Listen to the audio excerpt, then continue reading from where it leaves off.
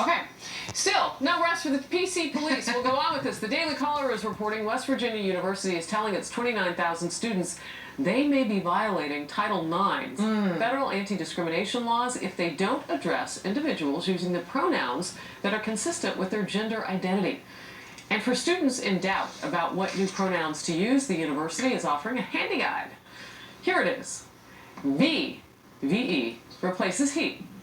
Ver replaces him. I've never heard this. This replaces his. I'm so confused. And there's this one. Under the new rules, the sentence, his eyes gleam, which I never would say, now becomes air eyes gleam.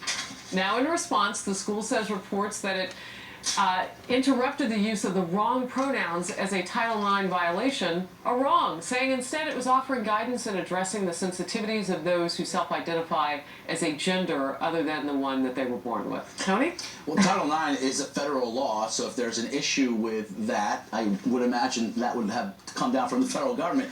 Look, again, I think you all know me well. I'm a pretty happy-go-lucky, sensitive guy. I'm nice to people. I don't want to ever make you feel alienated or weird, but this is just weird. And this is where I do feel we go to such extremes to create issues where they don't exist, that it does, to your point, distract from issues that do exist. Yeah. And that's why I really get bothered when I hear stories. May I just raise a really easy solution to this? And I'm going to use Caitlyn Jenner, who we used to identify as Bruce Jenner, as an example. Yeah. Bruce Jenner identified as a man, and therefore you refer to him as a he. When Caitlyn Jenner became Caitlyn Jenner, you started referring to her as a she.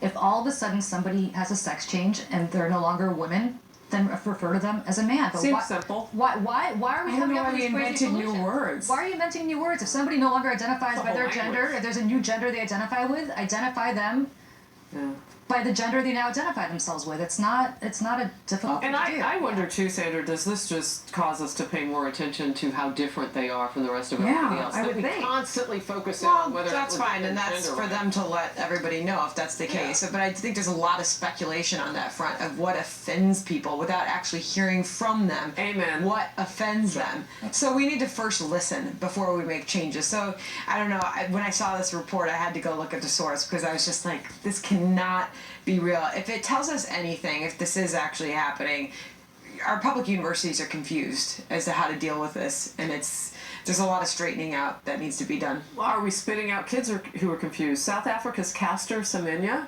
who ran in the Olympics, amazing athlete. There's been a lot of conversation about the gender of that runner. She ran with women. And so this is a topic that's in the nomenclature. It's something that we're struggling with. Last word from Yeah. No, I mean, there's a transgender swimmer at Harvard this year. There was a great story on 60 Minutes about him, and the coach was surprised that when they went into the locker room, the students had no problem with it. It wasn't a big deal. Maybe we're making a huge issue where kids today accept and understand something. All right, I have to take off my wedding ring. Uh-oh. Yeah. Oh no, you want to announce? If you want to get a job, no. If you want to get a job, yeah, here's my announcement. If you want to get a job, lose the bling. You taking off your ring? No? That's That's the controversial advice from one executive recruiter who says women who wear engagement rings to a job interview are putting their chances in jeopardy.